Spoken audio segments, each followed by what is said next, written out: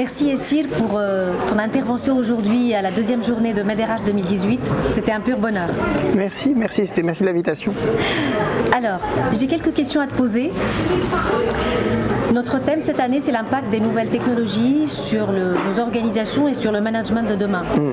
Mais est-ce que ces nouvelles technologies, est-ce qu'elles risquent de mettre en péril ou de nuire à nos emplois, aux nôtres et à ceux de nos équipes? C'est une très bonne question parce qu'il y a beaucoup de littérature aujourd'hui sur ce sujet qui montre d'abord, beaucoup de littérature sur ce sujet qui disent d'abord que oui, il y aura de la destruction d'emplois. Il ne faut pas se voiler la face. Il y aura des emplois qui n'existeront plus et c'est essentiellement des emplois qui sont à la fois complexes et répétitifs. Par exemple, ces emplois complexes et répétitifs peuvent être de toute façon d'une autre automatisés. Maintenant, il y a autant de littérature qui montre récente qui disent qu'il y aura encore plus d'emplois créés que d'emplois détruits. Et c'est des nouveaux emplois de type intelligence artificielle, évidemment data scientist, ça c'est déjà en haut du panier, mais aussi bonne nouvelle pour les dirigeants, des postes de general manager, de operations manager, des gens qui réfléchissent, qui anticipent, dans tous les métiers, si on parle de médical, des gens qui sont des scientists, des médecins et scientists en même temps, chez les infirmiers, des gens qui savent manipuler de la data et être dans l'humain. Donc l'humain restera au centre, mais doit avoir une composance technologique également. Donc c'est ça la bonne nouvelle. Et nous, en tant que dirigeants et professionnels des ressources humaines, notre challenge c'est d'anticiper ça et de faire en sorte que nos salariés aujourd'hui soient prêts et qu'on recrute les bons pour nos organisations puissent se développer et fleurir demain dans ce nouveau monde. Super. Avant d'être dirigeant, tu as été DRH. Oui. Tu as été consultant. Oui. Et d'après toi, que peuvent faire les DRH pour anticiper ces changements, pour réussir à accompagner leurs entreprises? Alors tout à l'heure j'ai un peu provoqué en disant que la GPEC, est-ce que c'est une bonne idée? Bon, c'était un peu de la provoque exprès, mais l'idée maîtresse c'est que des plans à 5 ans n'ont plus de sens aujourd'hui.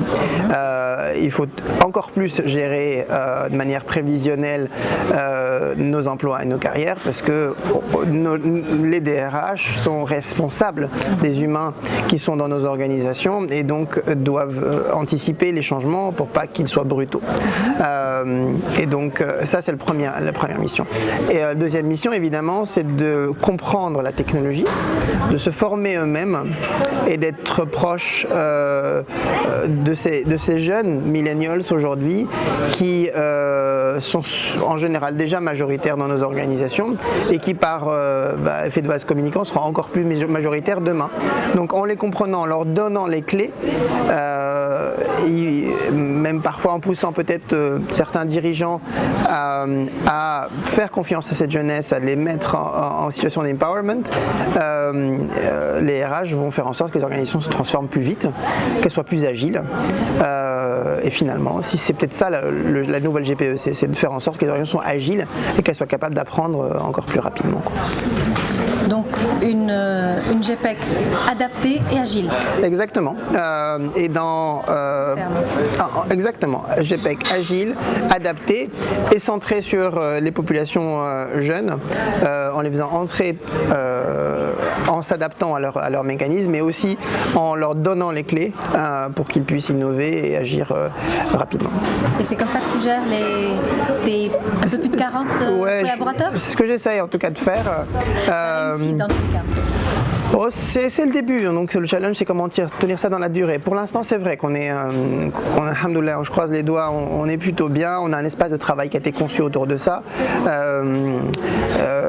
Et on donne la clé en fait à nos jeunes et on recrute des gens différents, on recrute des gens qui ont chacun une patte, on recrute absolument des gens qui ne sont pas comme les autres, y compris au sein, quand on recrute une nouvelle personne, elle doit être différente. Si une personne n'apporte pas une chose nouvelle, elle ne rentre pas dans la boîte. Et si elle n'est pas meilleure que n'importe qui d'autre dans la boîte, dans sa mission, elle ne rentre pas chez nous. Donc on est assez exigeant et en même temps on donne les clés, mais on essaie aujourd'hui d'appliquer ça chez nous et aider les entreprises à appliquer ça chez eux. Et un stagiaire a donné lieu à un projet. Oui. Un stagiaire a donné un projet quelqu'un du service qu'on appelle client est derrière le slogan de notre dernier hackathon, alors que l'équipe com travaillait dessus depuis des semaines. C'est quelqu'un de l'équipe finalement qui a donné ça, un slogan qui était exceptionnel et qui a il y a 2 semaines fait le buzz dans le petit milieu des développeurs. Voilà, il faut donner la clé et en même temps que chacun accepte que tout le monde peut être plus innovant que soi-même et être ouvert à ça. Donc nos attitudes au sein du groupe Tayara sont adaptées pour ça. Et ce que tu nous réserves de nouveau là? Alors aujourd'hui cet événement était pour nous important parce que au sein de notre groupe, finalement notre savoir-faire dans Tayara, c'est de réussir à connecter une demande deux demandes, une demande par exemple de vente et d'achat, dans l'immobilier également.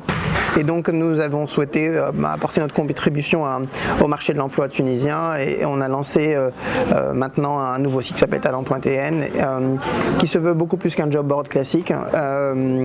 Il est déjà en ligne, il fonctionne extrêmement bien déjà.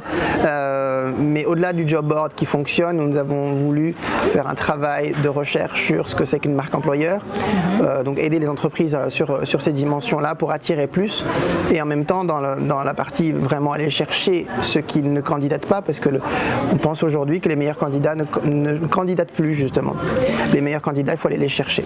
Et donc c'est ce qu'on a essayé de monter une équipe et un service autour de cette problématique de comment attirer les meilleurs à travers à la fois du branding côté marque employeur et du headhunting derrière, tout ça autour d'un site. Donc on est une sorte d'hybride entre agence et site internet. On ne veut pas chercher de nom, on est qui on est. Notre volonté c'est vraiment d'aider les entreprises à mieux recruter et ce faisant aider les plus de 15 000 nouveaux diplômés à trouver un job ici plutôt que de partir ailleurs, chercher de meilleurs horizons. On ne pourra pas retenir des jeunes qui veulent partir, par contre on peut leur proposer de meilleurs jobs et il y en a actuellement. Super. Merci beaucoup. Merci à toi. Merci. Et à l'année prochaine. À l'année prochaine sûrement. Disons à très vite parce qu'on aura d'autres événements d'ici là. Quand vous voulez, Merci on est là. beaucoup. Merci. À bientôt. Bye Merci. bye.